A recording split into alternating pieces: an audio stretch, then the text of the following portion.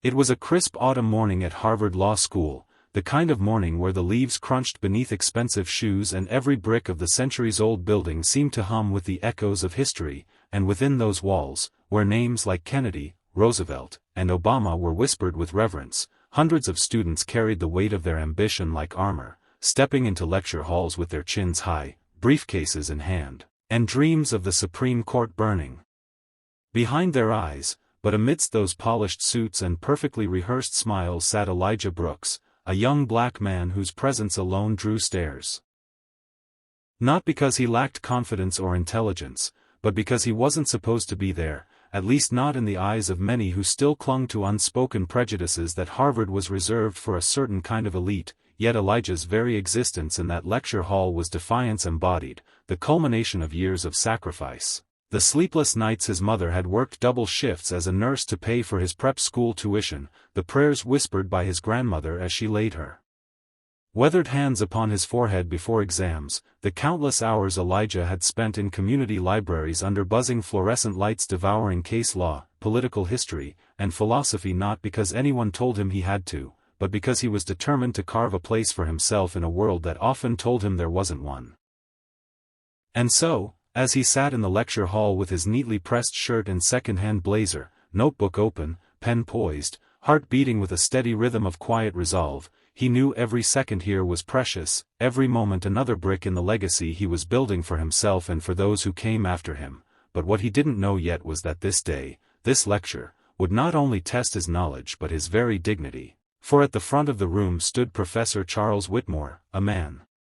of legendary status at Harvard, his reputation spoken of in both awe and dread, a man whose thick silver hair and tailored suits gave him the air of aristocracy, whose sharp tongue was feared almost as much as his intellect was respected, a man who prided himself on breaking students down, mocking those who stumbled, and crushing arrogance with greater arrogance, for he believed law was not just about study but about survival, and only those who could withstand humiliation, scrutiny, and the sting of ridicule deserved to stand in courtrooms or to shape nations. Whitmore's method, though controversial, was tolerated because of his accolades. He had clerked for the Supreme Court, published volumes of legal theory, advised presidents, and appeared regularly on CNN panels, and so he wielded his cruelty like a badge of honor, telling himself he was merely preparing his students for the brutality of the real world, but in truth, it was ego, it was performance. And as he scanned the lecture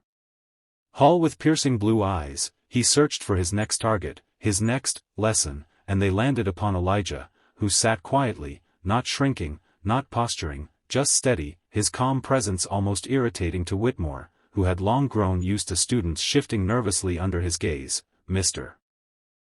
Brooks," he said suddenly, his voice booming and sharp enough to make half the class flinch, the syllables hanging in the air like a challenge, and immediately whispers darted around the room, students elbowing one another, curious, because everyone knew what it meant when Whitmore called your name in that tone. It meant you were about to be tested, mocked, or dismantled, and many of them, if they were honest, were relieved it wasn't their turn. Elijah, however, lifted his head slowly, meeting the professor's stare without flinching, his deep brown eyes betraying neither fear nor arrogance, only readiness, and Whitmore smirked, sensing an opportunity to put this young man in his place. "Perhaps you would be so kind as to explain for us the significance of Marbury versus Madison, since I imagine you've read it at least once during your extensive preparation," he drawled, his tone laced with condescension, his pause before extensive earning a few stifled chuckles from students who had already resigned themselves to the ritual humiliation about to unfold. Yet Elijah did not bristle, did not shrink, instead he inhaled slowly, steadying himself, recalling not only the hundreds of pages he had read but the nights he had traced Marshall's reasoning line by line, the essays he had written in the margins of his books, the debates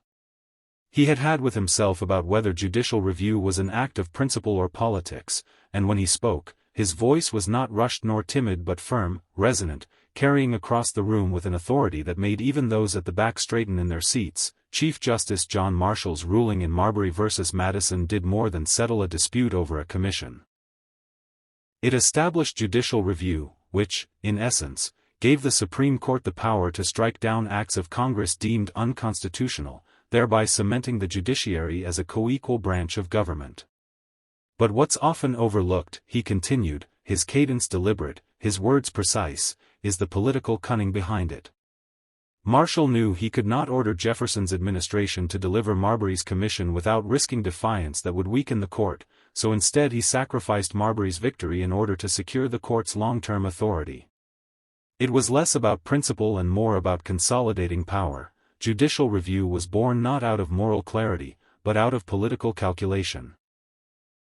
The room fell utterly silent, the kind of silence that crackles with electricity, because Elijah had not only answered the question, he had dissected it, expanded it, reframed it in a way that sounded more like a visiting lecturer than a first-year student, and as the words sank in, heads began to turn, students exchanged glances, and pens scratched furiously across notebooks, capturing every word, while Whitmore, who had expected hesitation or half-baked clichés, suddenly found himself